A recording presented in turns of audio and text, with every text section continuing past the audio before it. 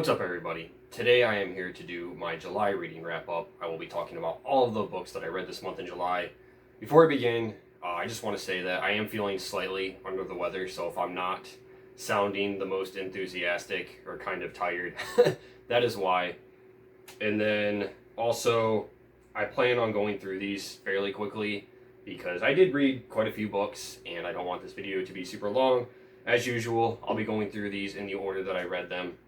And looking back, I kind of wish I would have done some individual reviews for some of these books. I may yet go back and do that just to give my more detailed thoughts on those instead of just running through all of these very quickly. But yeah, for now, let's just do this July reading wrap up. We have 26 books to talk about here. Let's get started. The first book that I read this month is A Fighting Man of Mars by Edgar Rice Burroughs. This is book number 7 in the Martian Tales series. And I gave this one a 2.75 out of 5. So starting out, I did not really like this book. The first half was very formulaic. This one is not following John Carter or any of his family members. We have a new character introduced at the beginning of this book as the protagonist. And we get the typical formula where he is interested in this Martian girl. He thinks he's in love with her. And she is kidnapped by these other evil Martians. And then he sets out on a journey to rescue her. Again, this is something we've seen quite a lot in these types of books. And even though the first half of this book was very formulaic and I wasn't really into it all that much, things actually got pretty interesting later on. The second half of this book really saved it for me. There were a few twists and turns that I wasn't expecting. And I always enjoy seeing the sort of creativity and imagination that Edgar Rice Burroughs has and the kind of like fantasy aspects of these books. He's always coming up with like new, like undiscovered Martian races and all of these different creatures and wild animals and beasts on this planet and landscapes. And there was quite a lot of interesting stuff in like the latter half of this book. And again, there were a few twists that I wasn't expecting. This girl that he sets out to rescue might not be all that our protagonist thinks that she is. And she might end up being like kind of a traitor. And yeah, there were just a few interesting things about this book. I ended up thinking it was okay, decent overall, not the worst that I've read of the series. Far from the best, but yeah. Overall, 2.75 out of 5. That's A Fighting Man of Mars.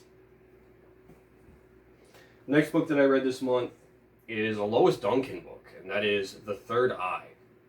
Now, I absolutely love this author as a kid. I believe the very first ever young adult like suspense thriller book that I read was a Lois Duncan book, which was Ransom, and I won that book like at a library, like some kind of like summer reading program, I think, through my library many years ago. And I wanted to pick this author back up, read some more of her work, see what I think of it today, because I haven't read anything by her in a very long time. And I just decided on this one. I can't remember if I've read this one before. I know I read most of her books when I was a kid. I didn't really remember this one specifically, though. And this one is basically about a teenage girl who has these psychic abilities, and she is enlisted by the police to help them solve these crimes, basically, of these people, like, kidnapping these children and doing bad things. This book deals with some pretty dark subject matter, as do a lot of Lois Duncan's stories from what I remember. And what's interesting is this is also kind of loosely, not really based, but more inspired by a true story, as Lois Duncan's own daughter was murdered and her murderer was never found. Her death was just kind of a mystery. Nobody ever figured out like what happened to her. Somebody killed Lois Duncan's daughter in real life and they never solved the case. And so this book is kind of like answers the question like what if, I guess, like what if there were people out there like with psychic abilities that were actually able to solve these crimes. So I imagine that this story was very near and dear to Lois Duncan's heart. She was writing from a very like personal place, I guess, and there is certainly some emotional moments in this book.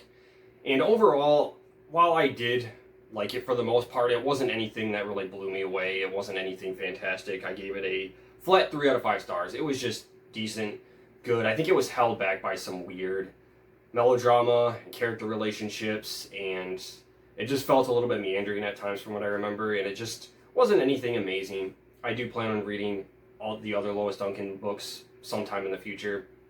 But yeah, this one was just mildly good, decent. Yeah, 3 out of 5 stars. Okay. The next book that I read this month is Night Terrors by Jim Murphy. And this book is a Tim Jacobus cover, which is really cool.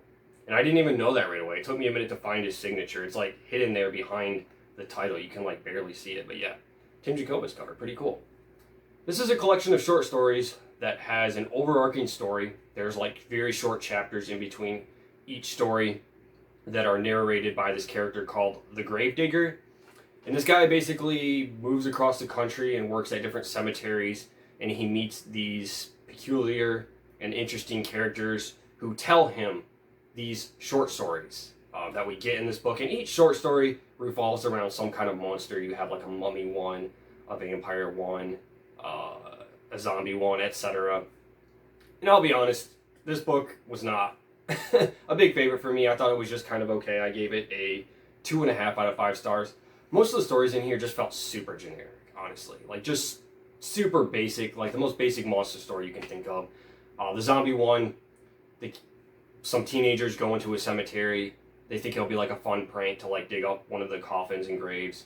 And then the body in the coffin, which is like now a rotting corpse resembling a zombie, like comes to life and like drags one of the kids down into the coffin with him. And that's pretty much the entire story. Like, just super generic stuff like that. There was one story in here that I really liked that had to do with witches that was a bit more creative and imaginative, and I kind of liked that one. That was my favorite short story in here. But overall, I think I actually liked the overarching story in this book a lot more, dealing with the Gravedigger and his like narration in between the stories, and then the story ends with like a final short story, I guess you could say, about him and his sort of adventure and what becomes of him at the end of this book and who he is exactly. So yeah, I thought that was more interesting than most of the short stories in here themselves. So yeah, overall, just kind of an okay book. Not one I would go out of my way to recommend, but decent enough. 2.5 stars for Night Terrors. And I don't know if this is a point horror book. It's a Scholastic published book, and it's got like that little blood splatter symbol up there that the point horror books usually have. I'm not sure if this is actually part of the point horror series or not, but yeah. Night Terrors. Okay, the next book that I read this month is HalfMinute Horrors, edited by, I believe, Susan Rich is her name. I'm not seeing it, but I'm pretty sure it's edited by Susan Rich, I want to say. Anyway, this book is a collection of short stories that are very, very short. Like 2 pages at the most. Most of the short stories in here are like a page or less, like half a page, a couple paragraphs. And you have very many big name, famous authors that contributed to this book. You have authors like Lemony Snicket, R.L. Stine, I think Neil Gaiman has one on here. Yep, James Patterson. Tons of like really mainstream authors have stories in here. And the concept for this book is kind of cool. And I mainly bought this and added it to my collection solely because it has an exclusive R.L. Stine story in it. As you may know, I'm trying to collect everything by R.L. Stine. However, this book sounded better in theory. It didn't really work. It's hard to write an effective story, I think, that is like a few paragraphs long.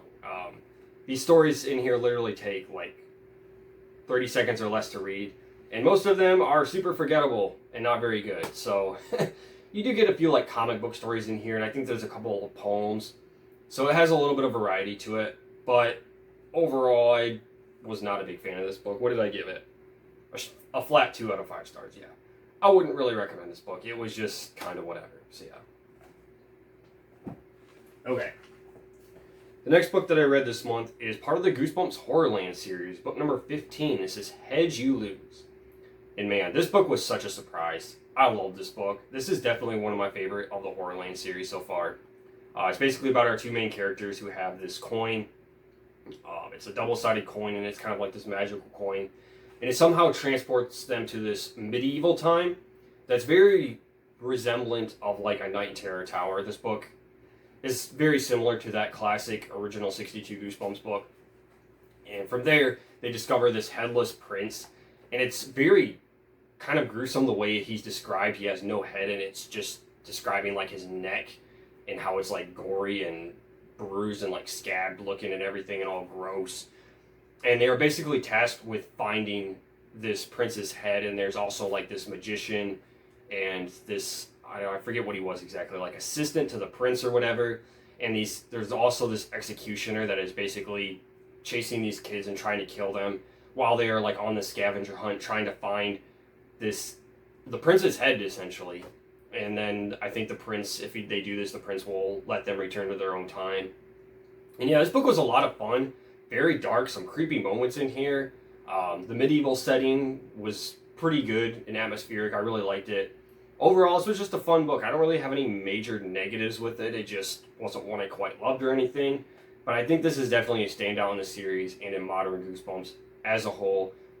Even though it is very similar to A Night in Terror Tower, honestly, I think it might be a little bit better than Night in Terror Tower because there's a bit more going on here, a bit more personality to the story, whereas A Night in Terror Tower was basically just the kids running from the executioner the entire story with like a sort of twist thrown in at the end.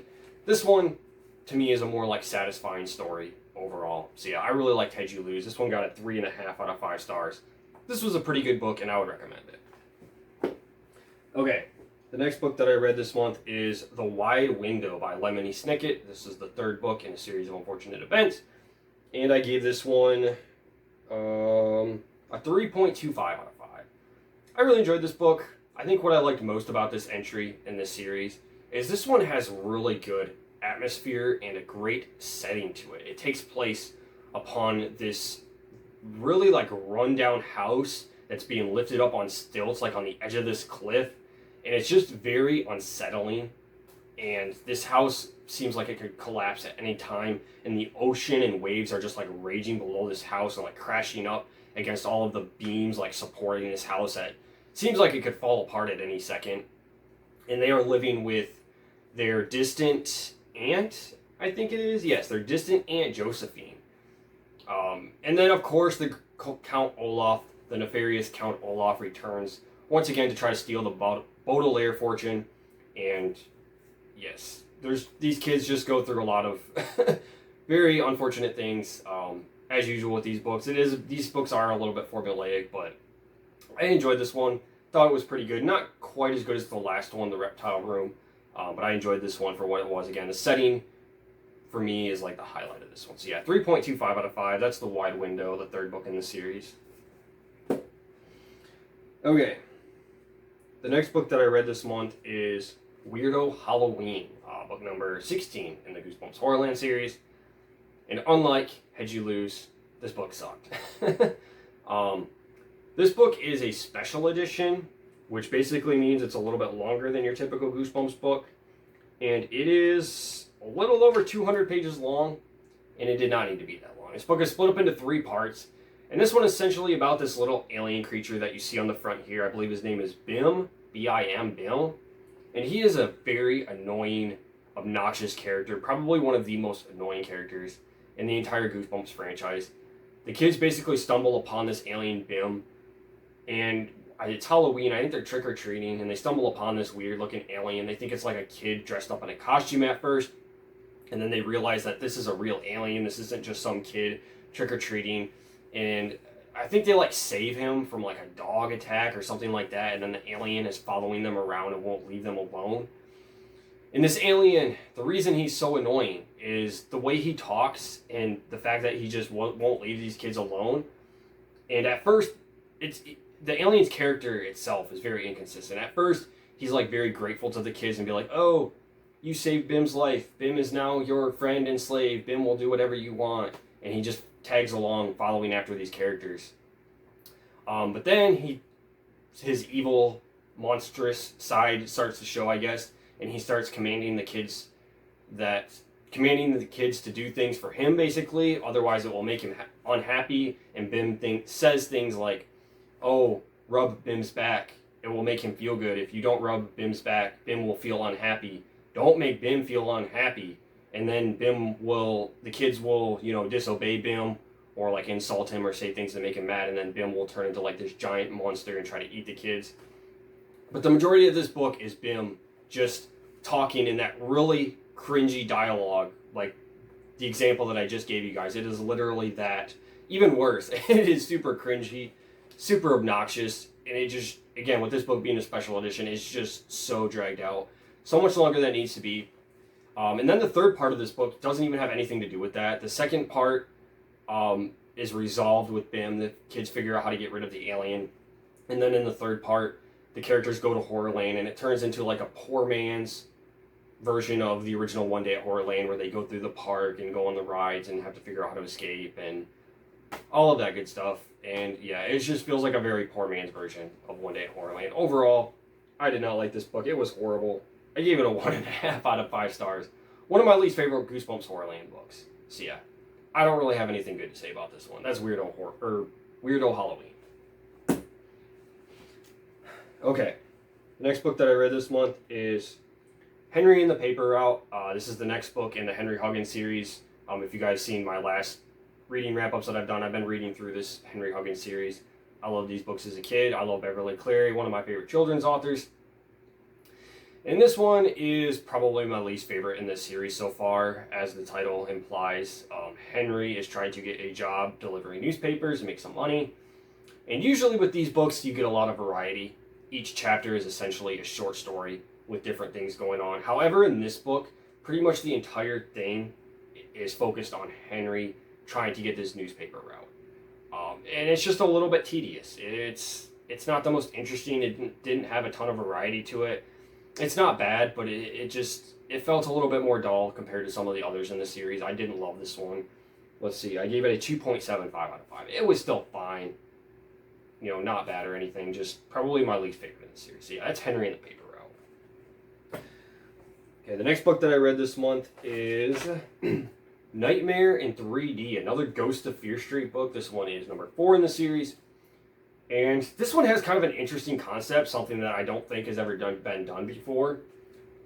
There are these like 3D images called these stereograms, I believe.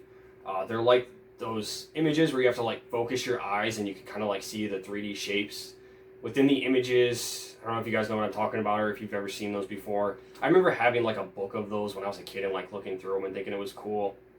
I've tried looking at some and doing them in adulthood, and for some reason I can't do it. I don't know why. It kind of bugs me, honestly. I want to be able to see like these 3D images, but for some reason I can't get it to work. I can't see them now. But yeah, anyway, this one is basically about this stereogram that this character has. I think it's like on a school poster or picture or something, and they bring it home and they're looking at this stereogram, and inside they see this 3D image of this praying mantis, and it comes to life and comes out of the picture. However, this praying mantis is invisible to every other character in the book. It is only visible to the main character, who's the one that like basically brought this mantis to life by focusing on this stereogram image. And from there, a lot of chaos ensues. This praying mantis like follows the character to school, kind of wreaks havoc at school. None of the other characters, none of the other kids or teachers can see it, so they don't know what's going on. And it turns into like an Invisible Man feeling type story. It's basically what this feels like.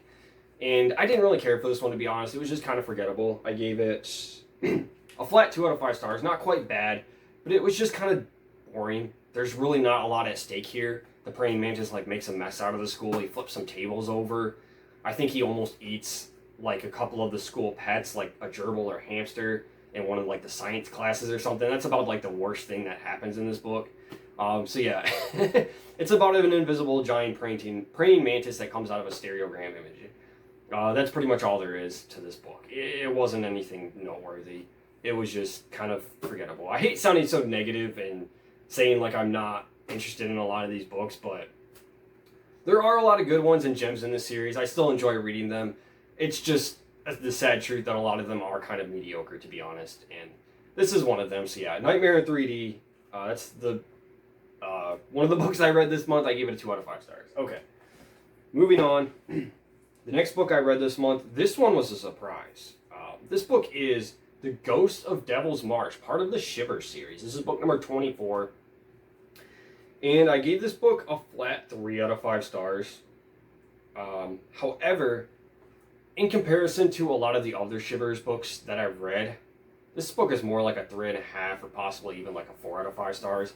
This book was pretty solid. If you guys have seen me talk about this series before on my channel, you'll know that I'm not a big fan of it. I don't think M.D. Spencer is the most talented author out there. I think a lot of these books kind of suck, to be honest. I know is some ghostwriting done in this series. I don't know if this is one that was ghostwritten or not, or one that he wrote. But I do know that this is hands down the best Shivers book that I have read so far. This one was super good. It had some creepy moments in it. It's basically about this girl that goes to visit her distant family members that she hasn't seen in like a very long time, if ever. There's this legend surrounding Devil's Marsh. This one has like a really good like atmosphere and setting. I believe it takes place in Florida in this just swampy marsh area. I mean, as you would guess from the title. Again, there's some pretty creepy moments in here, some good characterization, and decent writing for a Shivers book, honestly. I I can't say that about any other book that I've read in this series, so I'm thinking this one was probably ghostwritten. But yeah, The Ghost of Devil's Marsh. If you're going to read any book in the Shivers series, I would recommend this one. While still not great, again, compared to the rest of the books I've read in the series, this one was pretty solid. One of the better Goosebumps knockoff books that I've read, so yeah. So Ghost of Devil's Marsh, I give it... I originally gave it a flat 3 out of 5 stars down here in my notes, but I think I'd be willing to bump it up a little bit, give it like a 3.25 out of 5. So yeah. Okay. The next book that I read this month is Shark Night by R.L. Stine. This is his new release that just came out earlier this month in July, I believe. And this is published by Blackstone Publishing, the company that published Slime Doesn't Pay. And as always, I have to buy and read everything R.L. Stine puts out. And this one has kind of a cool cover. The bubbles are like slightly embossed and kind of like glossy looking. It's kind of neat. And this one, the story itself was a little bit of a disappointment, unfortunately. I gave this book a flat 2 out of 5 stars. So basically, this book is about a kid and his mom who is trying to basically create like this TV show or like this episode for like Shark Week on television, something like that. And she uses her son as the person to film to drop like inside the shark tank. And then from there, the shark tank breaks open. The main character ends up lost out at sea. He and his younger sibling, they end up lost on this island. There's like no cell service or anything, but there happens to be civilization there and a hotel and all these people. And there's all these different crazy things that happen. And there's very little shark action in this book, despite it being advertised as that. It just feels like a lot of randomness. And then we get a twist ending that we've seen done before numerous times. It didn't surprise me at all. I saw it coming a mile away. And yeah, this book was just kind of boring in my opinion. I've looked at some reviews for this one and it seems to be kind of popular. So maybe that's a hot take on my part. I don't know, but yeah. I wasn't a big fan of Shark Night. It was just okay. I think I like Slime Doesn't Pay a little bit better than this one, so yeah. Shark Night gets a 2 out of 5. Okay. The next book that I read this month is Double Dare to Be Scared by Robert Sansucci. This is a collection of 13 short stories, and this is the same author that wrote that book, Haunted Houses, Are You Scared Yet?, which was a short story collection I did a review for a little while back. And this is another one of his short story collections.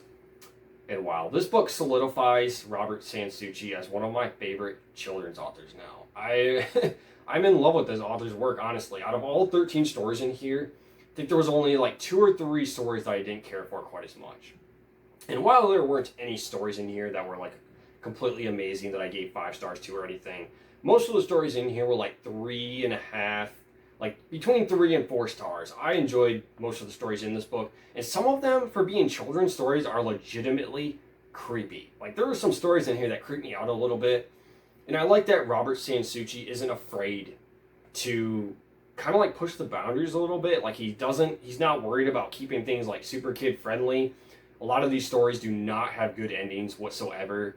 There are some cases where the kids are like offed or like overcome by whatever supernatural threat or monster there is in that particular story.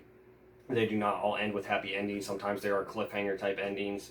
And even though a lot of these stories that he writes, not just in this book in particular, but a lot of his other ones, they're kind of like renditions and retellings of old folk tales and campfire stories that have been around for a long time. So not all of these stories that are like original ones that he created. Some of them are, but not all. I still enjoy them for what they are. They're kind of like Alvin Schwartz's Scary Stories to Tell in the Dark is what they remind me of.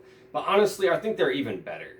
And there are some really great illustrations in this book as well. Maybe not quite as fantastic and as nightmarish as Stephen Gamel's illustrations from the Scary Stories books. But I don't know. These illustrations, they're pretty solid. There's one of them there. I really enjoyed this book overall. This is actually part of a series too.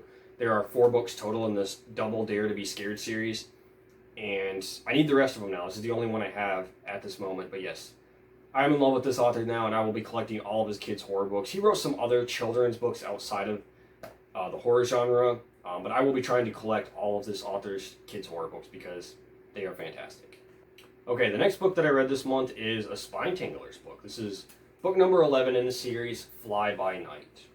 And this one, I believe, was written by Kathleen Dewey. The name down here, Empty Coffin, is a pen name, and many different authors wrote books for this series. Some of them wrote multiple entries, and then there were a few authors that only did like 1 or 2 books. But yeah, this one is Fly By Night, and it's basically about this girl that moves into this new house in this new like small town. And there's all these like crows flying everywhere, and they meet this creepy old lady that lives, I can't remember if she lives like next door or across the street, somewhere nearby.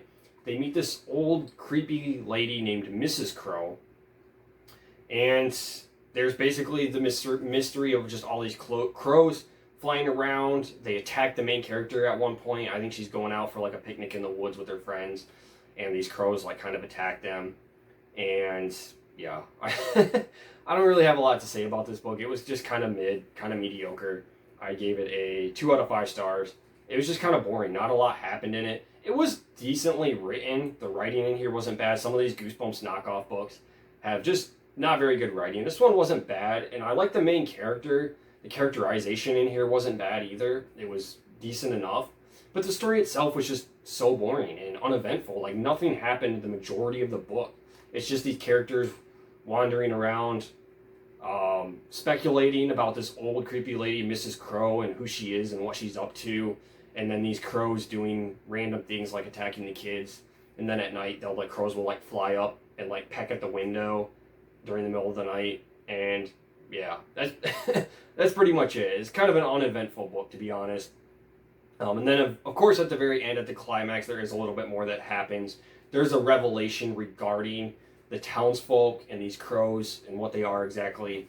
But yeah, it really wasn't anything that spectacular or worth mentioning. And yeah, that's Fly By Night. It was just kind of whatever to me. Yeah, 2 out of 5 stars for that one. Okay, the next book that I read this month is another Goosebumps Horrorland series, or another Goosebumps Horrorland book. Number 17, The Wizard of Ooze. And I absolutely love the cover on this one. I just want to say that. This cover is so cool. And this is another like comic book superhero type one where we have this comic book villain named the Ooze in here. And I kind of like the concept of this character, of this villain. He's basically this walking, giant, toxic sludge creature that burns people like acid. And I kind of like the concept of that. It's kind of neat. However, this is one of those Goosebumps books where it just feels like R.L. Stine is just throwing a bunch of random stuff at you. There's not really a lot of logic to this story. Like the things that happen in here just feels like a bunch of randomness. And there's really not a lot of plot coherence to this. It's just, yeah. I think there's like this rare comic book that the main character obtains, and then there are these 2 villains. The Wizard of Ooze is one of them, and then there's this other comic book character in here. I can't remember what he's called, but he's like a fire creature, and he's like fire all over him, and they're both fighting over this comic book because I think it has like powers or something like that. And then the main character also kind of has powers on his own because he learns how to do them from some kind of instructions in this rare comic book. Something along those lines. I've already forgotten a lot of the fine details in case you can't tell. But yeah, this book, I just wasn't a big fan of. It just feels like a bunch of random nonsense to me. Plus, I am not a huge fan of this subgenre in general. However, I will say that this book is far more tolerable than the other comic book superhero type entry in the series, which is Dr. Maniac. And yeah, I gave this one a 2 out of 5 stars. So yeah, not very good, but it's better than Dr. Maniac at least, for whatever that's worth. So yeah. Okay, the next book that I read this month is a Fear Street book. I haven't read one of these in a while, and this is from the original classic Fear Street series, and this is Dead End. Now, I'll just say right up front, this book is basically a ripoff of I Know What You Did Last Summer by Lois Duncan. This is a type of story that I've seen before multiple times. If you've read really any number of young adult suspense thrillers, you've likely seen this type of story before, or at least elements of other stories. In this before, you basically have a group of teenagers who are partying one night, drinking, and they're driving home. They accidentally kill somebody. They hush it up, decide to keep it a secret because they're scared. They don't want to get in trouble. And then there are some mysterious things that happen in regards to this accidental murder. And some of their friends and then like this friend group are like being picked off one by one. And there are like little notes and hints left along the way, basically implying that somebody is back for revenge, whether it be a relative of this person that they murdered or maybe the person itself. And even though this book is kind of formulaic, it's basically like that revenge murder mystery type story. Again, it's something that I've seen before many times. This, even though it's kind of derivative, I still enjoyed this book. I gave it a flat 3 out of 5 stars, and this was a pretty solid read. It was a little bit predictable. I kind of knew where things were going again, but I was still engaged throughout. I never felt bored with this book. Again, these Fear Street books are very short and sweet. This one is really short at about 140 pages. And there were some pretty violent and gruesome moments in here that I think kind of elevated this book just a little bit, and these books don't always get super violent or detailed. There were a couple of pretty gruesome kills in here, honestly. One in particular that I will not forget. That is one of the most gruesome kills I've read in a Fear Street book so far. It was pretty gnarly. And yeah, even though this book, again, is kind of derivative, I enjoyed it. Flat 3 out of 5 stars. Not one of the best Fear Street books that I've read, but not one of the worst either. Like a slightly average or above average one. I think this would be a good starting point if you've never read Fear Street book before. So yeah, that's Dead End. Okay, the next book that I read this month is another book in the Marsh and Tale series by Edgar Rice Burroughs, book number 8, and that is Swords of Mars. And man, this book was a huge surprise. This one is a return to form for the Marsh and Tale series. We are once again following the main protagonist of the series, John Carter, instead of those other side characters that we followed in the last few books. And this book was pretty fantastic, honestly. I gave it a 3.5 out of 5 stars. One of my favorites in the series so far. We follow John Carter as he goes undercover into this city that is being ruled by this guild of assassins.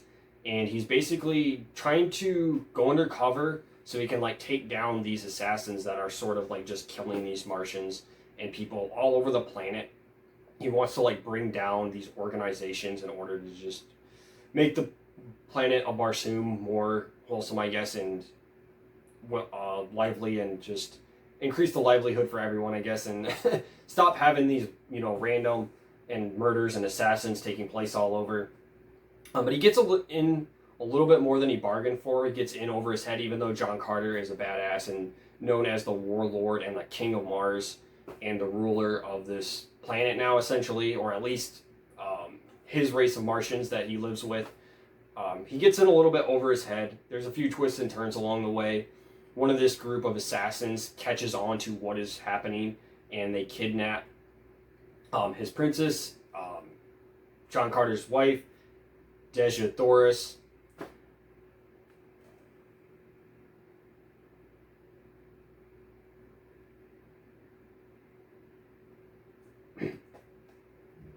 And they fly Deja Thoris to one of the moons, like away from Mars, like a different planet, essentially, where another big surprise, another race of aliens, Martians, are living on this planet.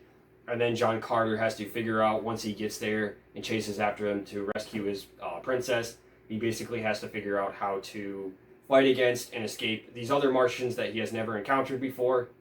And yeah, this book was just a blast, honestly. This was a lot of fun. This one, again, this is a return to form.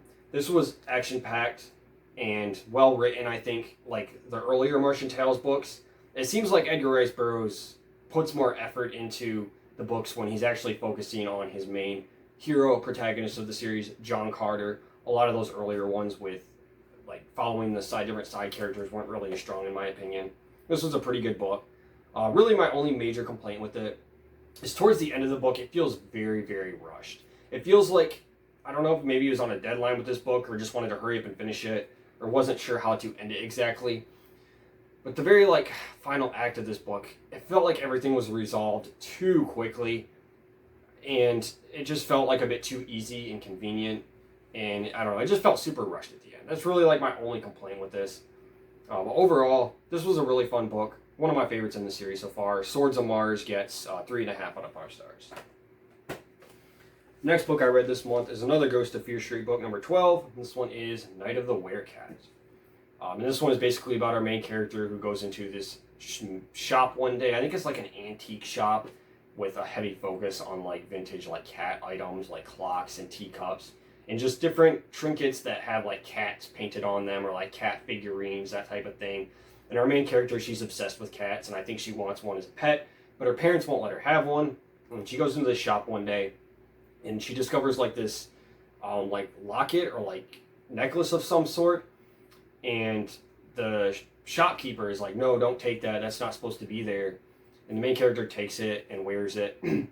And this necklace is apparently cursed.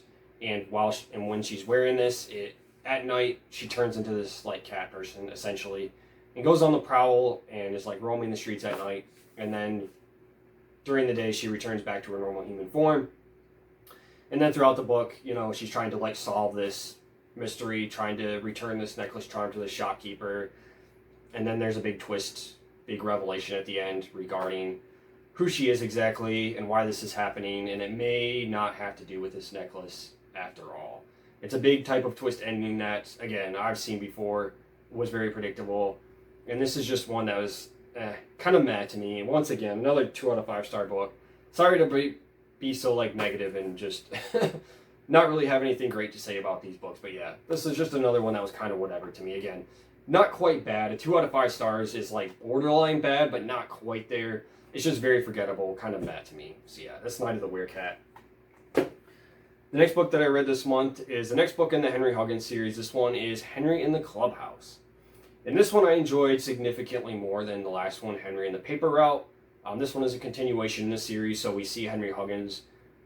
We have some chapters and parts of the story where he is working on his paper route, delivering newspapers, making money. However, we get a good variety this time in the story, like some of the previous books, different chapters. There is a chapter focused around Halloween where Henry and his friends are going trick-or-treating. I love that chapter. I love anything relating to Halloween, so that one was a fun short story kind of. And yeah, this book was just a lot more a lot more entertaining overall than the previous book in the series. Let's see what other chapters were in here. The trick-or-treat one. Oh yeah, there's one where Henry's dog gets into a fight with another dog. He has some new neighbors that move in to town, and they have a Dalmatian, I think it is, and the Dalmatian gets into a pretty savage dog fight with Ribsy. It gets pretty violent. This is just a fun book, just a lot of variety to it, which I like for these books. I gave this one 3.5 out of 5 stars. Pretty solid book. Definitely one of the better ones in the series. I have one more book left to go in the series, which is called Ribsy. And that will conclude the 6-book series that is the Henry Huggins series. So yeah, there's that one. Next book that I read this month is another Fear Street book. This is part of the new Fear Street series, book number 4, and this one is called The Bad Girl. Now this book is basically Frankenstein meets Mean Girls. It starts out with the main character.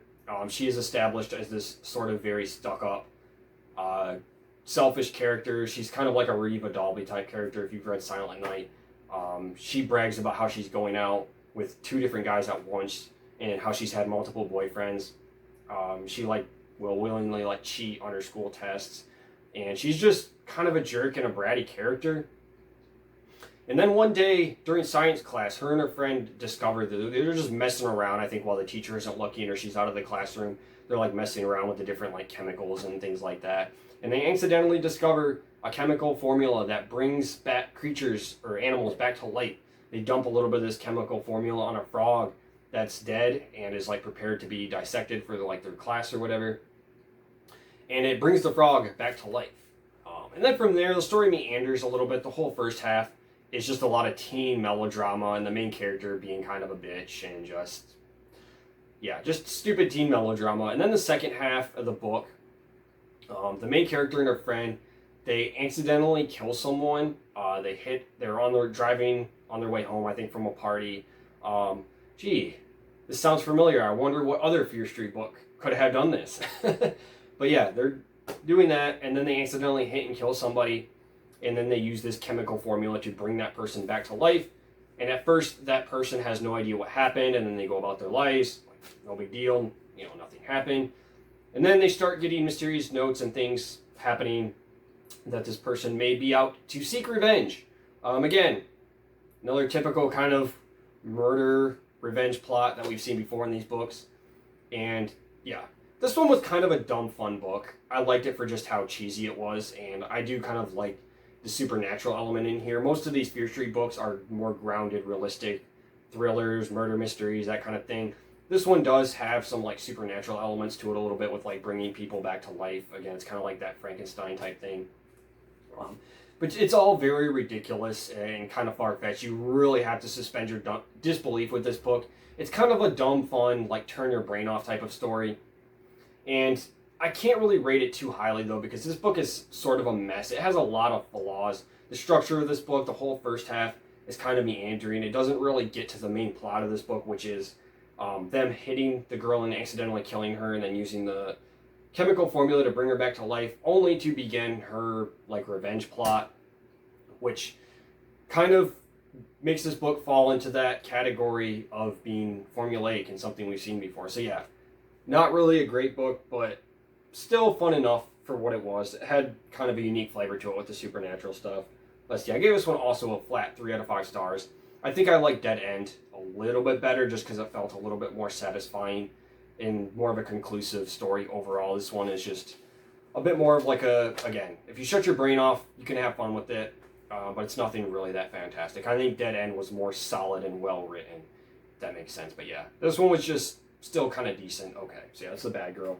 Okay, so my phone almost ran out of storage space. I had a feeling that it had been filming for a while, and my phone fills up space very quickly, so I stopped it. Sure enough, it's a good thing I did, because it only had like a minute or a couple minutes left of recording time on it, so I had to stop the video and reset my phone, or move the videos and then reset my phone. And then I only have a few books left to talk about here, so the video won't be much longer. But anyway, the next book that I read this month is The Miserable Mill, the next book in the series of unfortunate events, book number 4. Let me grab my notebook here. And this one I gave a 2.75 out of 5 out of the first 4 books in the series. This one is definitely my least favorite. One thing that I did really like about this book, and that I think did better than the other 3 books in the series, is the humor and the comedy. These books do have a lot of humor in them and some kind of dark comedy, and I think this one does it the best. Each book kind of has its own like running jokes throughout each book, and this one got me to chuckle a few times, and I kind of like the humor in it.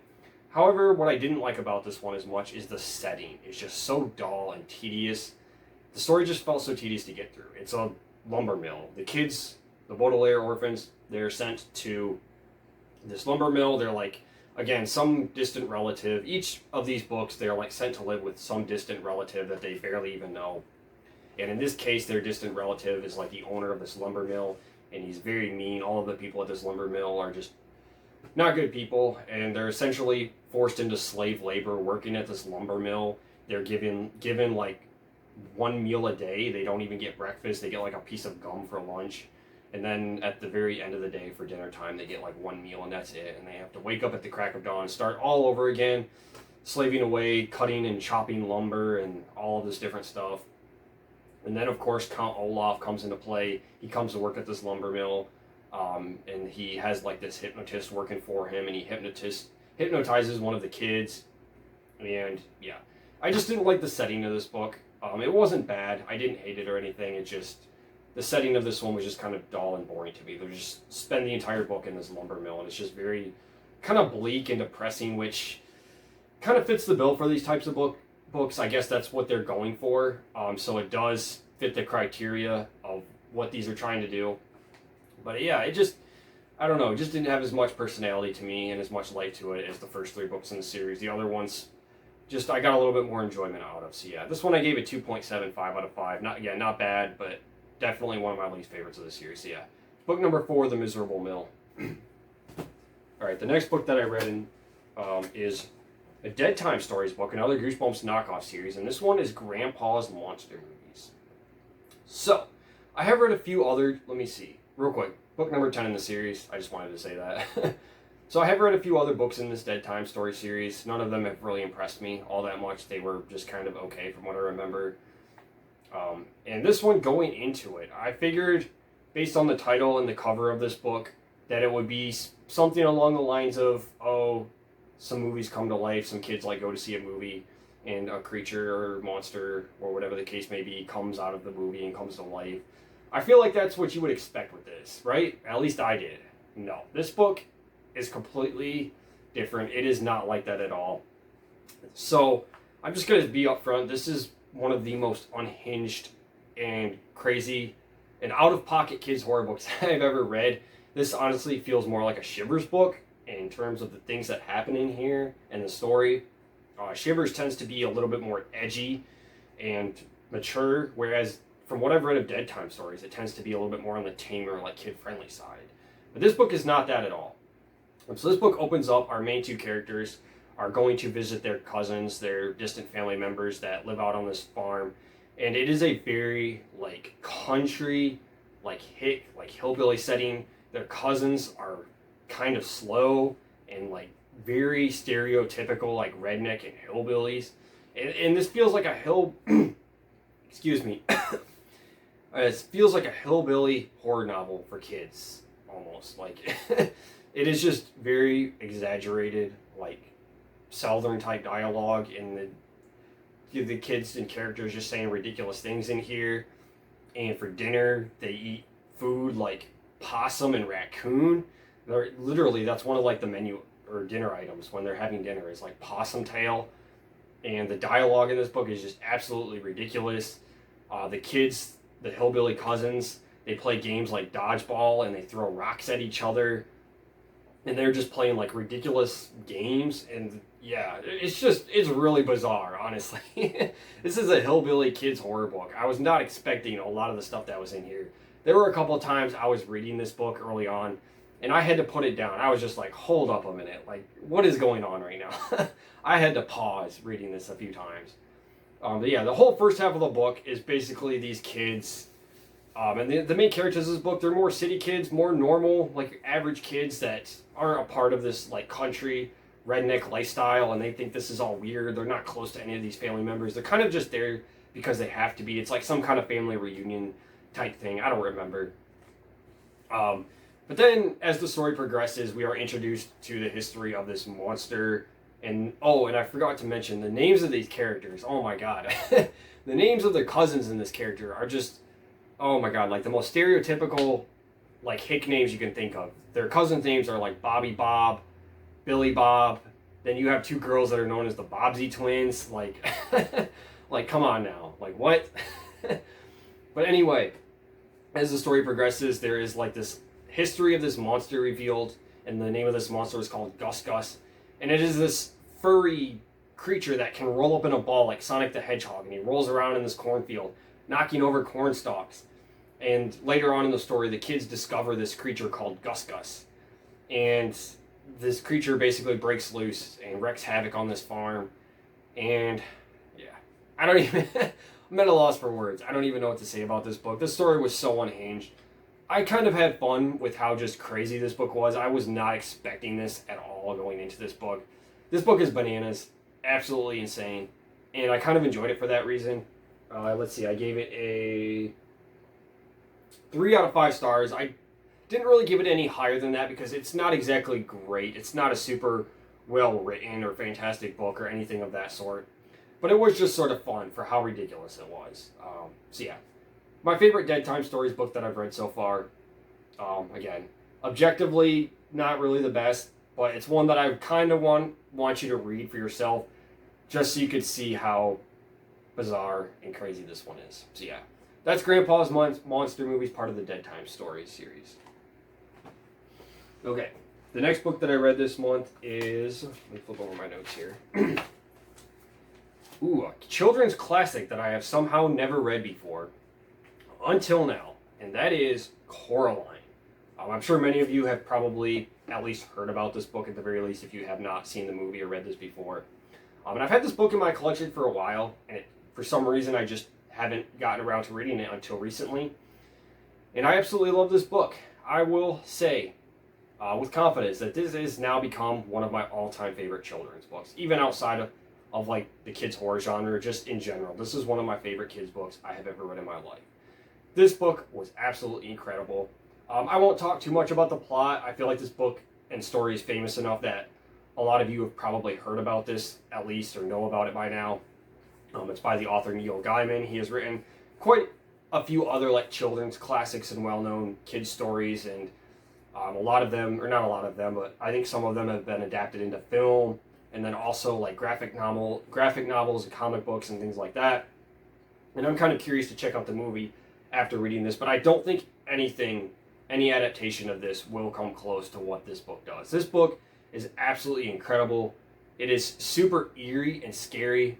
Basically, it is about Coraline, who is kind of poor. She lives in a big apartment complex with her parents. She's an only child, and she discovers this door. I think it's in her bedroom, if I remember correctly. This like tiny door, and behind this little door is just a bricked up wall from like whatever they used the building like prior to it becoming an apartment complex. And one day she opens the door and the bricks aren't there, and it's just like a long black tunnel, like hallway leading to somewhere. And she decides to explore. She's a very adventurous girl. She's kind of bored with the sort of mundane life that she lives with her parents. There's not really a lot of exciting stuff that goes on. She's kind of adventurous. So she decides to see where this dark tunnel leads to. And she discovers that this world she enters is very much like her own. It's kind of a replica of the apartment complex that she's living in currently with her parents. And she discovers these other characters that are her look-alike versions of her parents. However, they are evil, and they intend to keep her there forever. They basically trap the souls of kids and of people in this sort of otherworldly nightmare realm. And this book is basically kind of like a modern, dark fantasy fairy tale type story. And it is absolutely fantastic. It is super eerie and creepy. And Coraline is such an awesome character. She is like kind of drawn in and lulled into this world at first. Her sort of otherworldly parents kind of tempt her at first and tell her, oh, stay with us, you know. They introduce her to all of these new toys and try to make this world seem more inviting and cook better food and seem friendlier. In real life, her parents don't really spend a lot of time with her, that kind of thing. And her other parents, these evil version of her parents, they like act super nice and like give her all these toys and try to make it seem like life is better over here. You want to stay with us, that kind of thing. And at first she is kind of like tempted and lulled into this world, but then she soon realizes that something is very wrong. Something isn't right. She needs to get out of here and escape. And yeah, my absolute favorite parts of this book is when she was having interactions with her other mother, who was like the main antagonist of the story, the main villain. This other mother is basically like a look-alike of her real mother. However, that is not her natural form. She is this sort of evil creature, evil being that is trying to trap Coraline and her soul there. And she has interactions with her throughout the story, where Coraline is this very brave girl. She is, she realizes what's going on, and she basically says to the other mother, she's like, stop playing games with me. Like, I want to know what's going on. You need to tell me how to get the heck out of here. And this other mother gives glimpses. She has like little bits of dialogue that are very sinister. She sort of gives us glimpses into what this world is exactly. There's a lot of ambiguity surrounding it. We don't get too much detail or history of like what this otherworldly realm is exactly, but we get little like glimpses into it, and it is all just very sinister and creepy, and I don't even know how to describe it, but it is just absolutely amazing. I loved it so much. And Coraline again too is a really cool character, and there's all of these just different quirky like characters throughout the book and different elements in this sort of nightmare realm. There's these rats that are like demonic looking rats that scurry around all over in this replica world that Coraline finds herself in, and they have this song that they chant throughout the story a couple of times. Let me see if I can find it, because it's super cool and creepy. Right here it is. The rats begin to sing in high, whispery voices. We have teeth, and we have tails. We have tails, we have eyes. We were here before you fell. You will be here when we rise. I don't know what it is about that little poem that those rats chant, but there's just something so diabolical and sinister about it. And it is just, yeah. I absolutely love this book. 4 out of 5 stars, or 4.5 out of 5 stars for this one. The reason it didn't get a quite perfect rating for me is there's a couple a few chapters towards the end of this book once things are resolved. There's one last little twist and a couple chapters where the evil isn't quite defeated once and for all. There's one little aspect that sort of escapes into this otherworldly realm into the real world, and Coraline has to defeat this certain body part of the other mother. I didn't really care for those final few chapters. It just felt kind of extra to me, kind of tacked on there at the end. I didn't necessarily hate it or anything. It was just fine, but I didn't feel like it was completely necessary to the story either. I would have been fine without it. So yeah, that to me just felt like it was whatever. And then I also felt like this book left me wanting more. I think I was just taken by Neil Gaiman's imagination and this world that he created and this sort of dark fantasy aspect that this book has, that I feel like I wanted to see more of it. It felt like this book was too short. I wanted more of the story. I wanted to see more of the creatures and different aspects of this realm, and it just left me wanting more. And I guess in a way that's a good thing, because part of the story's strength is that it remains a bit ambiguous and doesn't reveal too much of it. But I don't know. I just would have liked to see a little bit more of it. So yeah, just some minor nitpicks really. But overall, this book is absolutely fantastic. Probably my favorite book that I read this month, honestly. I could go on and on about this one. I might eventually do a full review for Coraline. But yeah, this book gets almost a perfect score. I absolutely loved it. Yeah, that's Coraline. Okay, the next book that I read this month is another Goosebumps knockoff book. And this is part of the Graveyard School series, book number 2, The Skeleton on the Skateboard. Now, I've read a few books in this series in the past, or a couple of them, and I wasn't really a big fan of them. And this one is kind of along those same lines, unfortunately. And I was kind of curious to check this one out because I actually really like skateboarding. I used to be a huge skater myself back in my teens and early 20s. Fortunately, I sustained an injury that kind of put my career to an end. And I still enjoy skateboarding and might do it. I haven't been skating in a long time. I would like to do it again, maybe just casually, take it kind of easy. I can't really skate like I used to. However, I was kind of curious going into this, how realistic is this book going to be in terms of skating? The terminology and the way the kids skate, will it be kind of realistic? Or is it going to be just kind of cartoonish? Does the author actually know anything about skating? I was kind of curious about that going into it. And really, I shouldn't be surprised, but it is not realistic at all. This kind of skateboarding the kids do in this book is like racing, basically. They're just riding around on their skateboards. I think there's only one trick mentioned in this entire book, and it's the ollie, which is, for those of you who aren't skaters, it's basically where you jump with the skateboard, essentially. And it's just mentioned once. The kids don't even really do any of that. There's no tricks involved. The kids basically race around on their skateboards. It's very unrealistic. It's not how skating actually is in real life. They act like the kids just jump on their skateboards and the skateboards are just moving. They don't have to push or anything. And there's basically the main character of this book. His name is Skate McGraw. Totally a real name, by the way. And he's obsessed with skateboarding, and there's this hill known as Dead Man's Curve. And these books aren't very well written, to be honest, at least in my opinion. This Dead Man's Curve doesn't even really give much description to what this is exactly. It's just Dead Man's Curve. It's just this giant hill or section of road where the kids have to skate around it, but they can never make it for some reason. Right before they reach the curve or right when they get about to it, they end up jumping off the skateboard or crashing or something along those lines. And this kid is determined to race down Dead Man's Curve and be the first kid to do it. And it's it's just all very just kind of shallow feeling. The characters in here, you don't really care about any of them. These books just feel very shallow, honestly, is the best way I can think to describe it. And the main character, he makes a bet with one of the other kids who's kind of a bully at school that they're going to race down Dead Man's Curve, and they're basically racing for pink slips. Like it's some kind of like underground street racing type of thing where whoever wins, they get the other person's skateboard to keep. Yeah, I don't know why it made me think of like Fast and the Furious. That's basically what this is. They're racing for each other's pink slips for their skateboards. And then there's also like this ghost sort of haunting this curve, I guess, of this kid. And this ghost is the only one that can race around this curve. I don't know. I wasn't a big fan of this book. I gave it a 1.75 out of 5. Not the worst thing I've ever read, but it's just so dull and kind of boring and whatever. So yeah.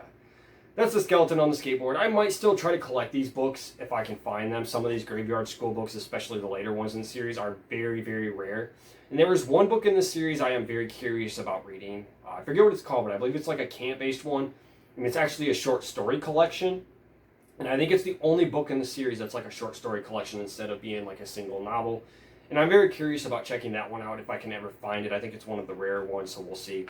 But yeah, this one I wasn't a big fan of. 1.75 out of 5. That's Skeleton on the Skateboard. Okay, the next book that I read this month is The Thing Upstairs by Stephen Mooser. And this is also a Tim Jacobus cover art, which is really cool. His signature is right down there at the bottom corner. And I just kind of picked up and read this one in impulse. And this is a book I actually found recently out at a used bookstore. And as soon as I saw that, I'm like, that looks like a Tim Jacobus cover. And I saw his signature down there. Sure enough, it is. So yeah, and I read this book, and it was okay. I gave it a, like a 2.5 out of 5 stars. It's fine. It was okay. It's basically about this kid that inherits this abandoned, like, amusement park or theme park of some kind from one of his great uncles who passed away. And it's like super run down and hasn't been open in a long time. And him and his friends discover this old, like, building that's in shambles called the Museum of Oddities. And in this building, they find like advertisements and posters for the different items that they showed off in this museum. There was like a 2-headed mouse in a jar, a crown from like a king from like hundreds of years ago or something, and just some other random items. And one of the things on the list is called the Thing, which is like some kind of prehistoric creature or monster that they captured and is rumored to like be living in this building or something along those lines. I forget the fine details.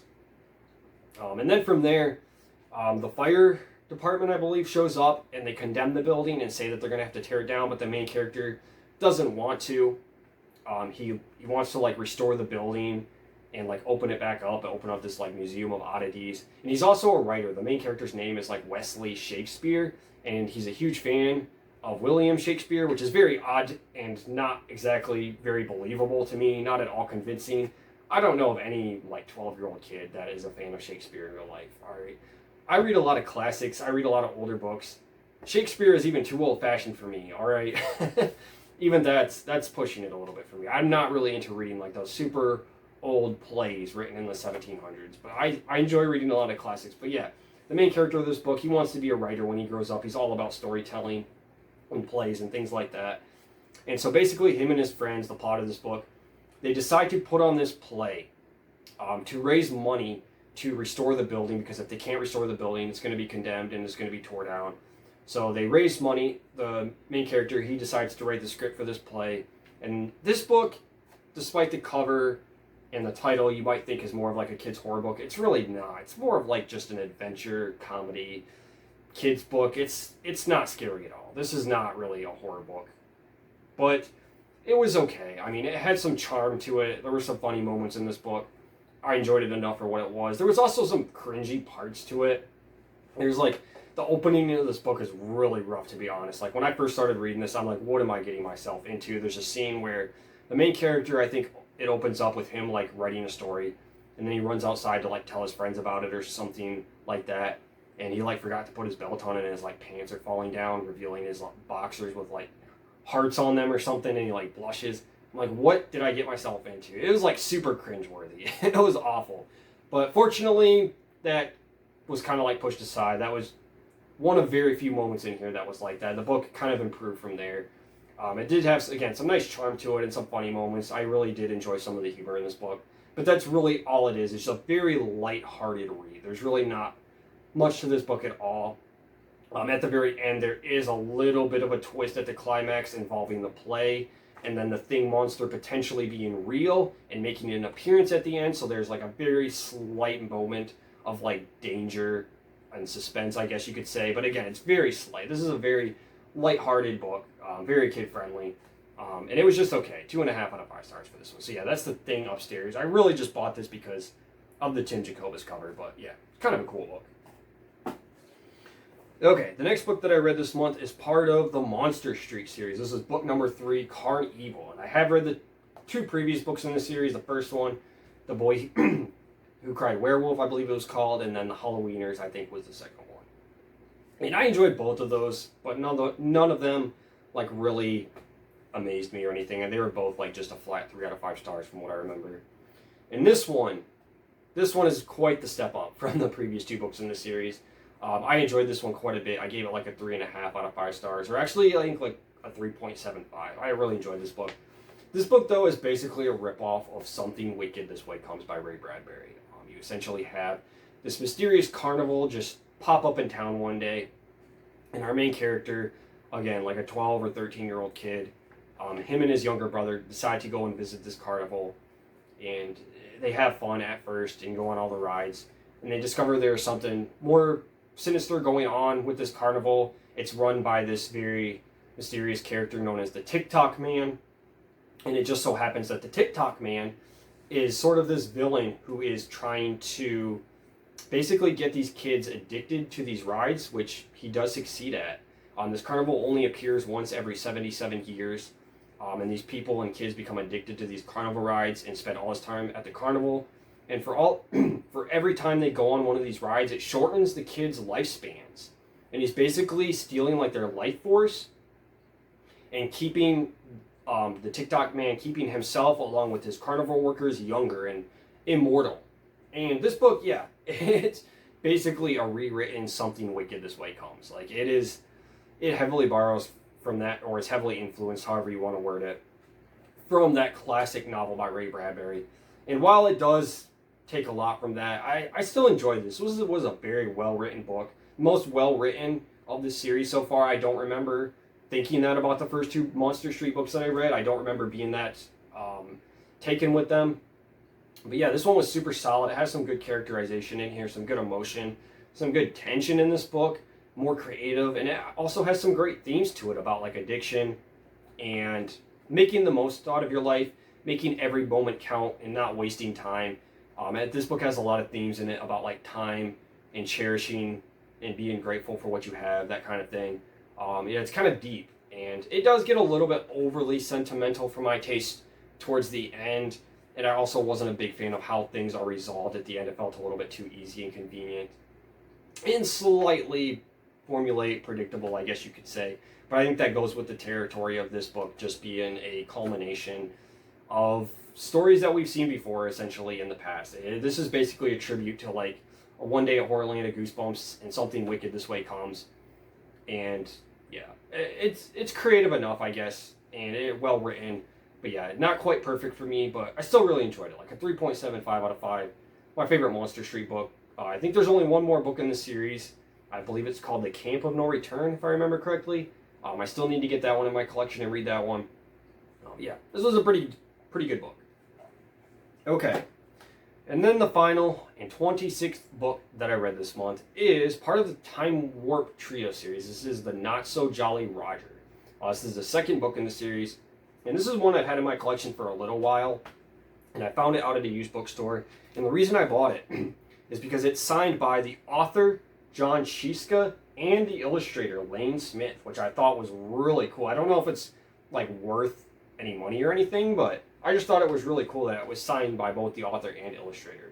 And it just happened to be sitting in a used bookstore for like a couple dollars. So yeah, that was kind of cool. And this is the only one I have in my collection. And this book, or this series, is a series that I used to read when I was a kid. I had a bunch of these Time Warp Trio books. And this is my first time revisiting it as an adult. And they were very short books. It's like a very short novella or a longer short story. It's like 60 pages long. So I read this in like, I don't even know, like 20 minutes probably. And it was okay. Let me see what I gave it. A 2.5 out of 5 stars. It was just decent. Basically, the series is about these 3 kids that have this magical book. and they travel back in time to different time periods. Some of the other books they travel to like medieval times. I think there's one where they travel to the future, and in this book they travel back to the time where there's like pirates and such, and they wind up on this deserted island, and they see these pirates burying this treasure, and then they get captured and they're on this pirate ship and about to walk the plank, but they're saved at the last minute by this other ship that comes to battle the pirates, and it distracts the pirates for a minute. And yeah, these are just really short and sweet children's books. Again, very short, so there's not a lot to talk about here, not a lot going on with it. There's some nice humor in these, some funny moments. These are just like a quick, cozy read. And I love these books as a kid. Now I'm not really getting as much out of them again because they are just very short. There's not a lot to them, like I said. I may try to collect the rest of them. I'm not really sure yet. It's not like a big priority for me, but eventually I might try to collect the rest of these books. I'm not sure how many in the series there are. I want to say there's at least like 15 from what I remember. So yeah, I don't know. I might try to collect the others eventually, but yeah, this is the only one I have as of right now. The Not So Jolly Roger, part of the Time Warp Trio series. It was okay. So yeah, that was the 26th and last book that I read this month. Okay, that is my July reading wrap up. Those are all the books that I read this month. As usual, feel free to comment down below with your thoughts if you've read any of these, or share anything you want to share. So that's all I have for today, guys. Thanks so much for watching, and I will see you next time. Peace.